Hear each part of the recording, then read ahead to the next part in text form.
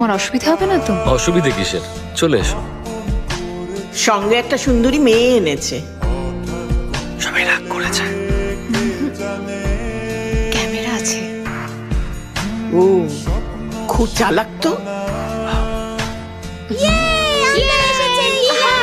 Hello বাচ্চারা। হ্যাঁ ঠিক আছে ঠিক আছে।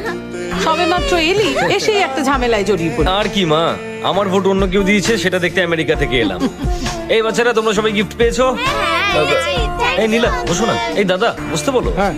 আজকাল তো এরকমই হয়ে গেছে, একজনের ভোট অন্য কেউ দিচ্ছে আর তাতে কারোর কোনো মাথা ব্যথাই নেই। এতে আর কি করার আছে দিদি, নির্বাচনের সময় তো এরকম হয়েই থাকে।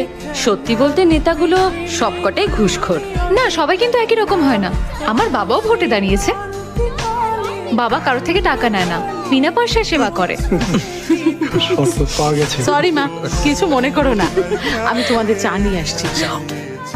কাউন্টিং কিন্তু অলরেডি স্টার্ট হয়ে গেছে, আর আমার বাবা 30,000 ভোটে লিড করছে। তাই নাকি? আমরা গতকাল শুনেছি, কিন্তু ভাবিনি এটা আদালতে তোলা হবে।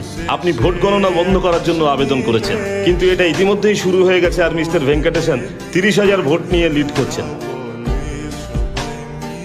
আপাতত ওই কনস্টিটিউয়েন্সিতে আপনি রেজাল্ট ডিক্লেয়ার করবেন না স্যার, যতক্ষণ না আমি আমার ভোটটা দিতে পারছি। অফিসিয়ালি কিছু ডিক্লেয়ার করবেন না। এটা কি সম্ভব?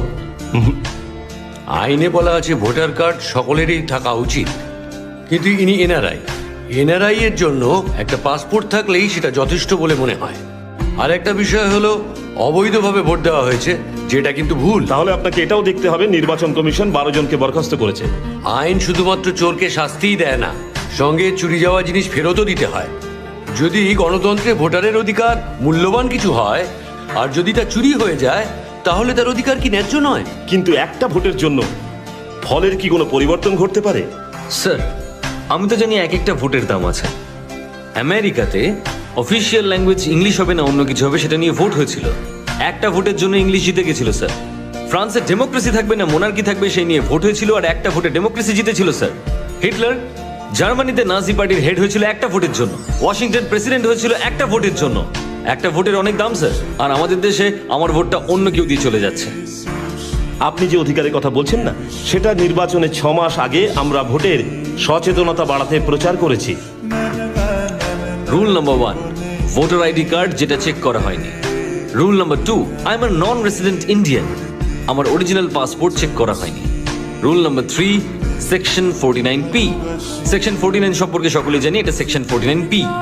ইন্ডিয়ান ইলেকশন ল 49P তে রয়েছে, যদি কোনো ভোটার জানান যে তার নামে ছাপ্পা ভোট দেওয়া হয়েছে, তাহলে সে ব্যালট ভোটের মাধ্যমে আরও একবার ভোট দেওয়ার অধিকার পায়।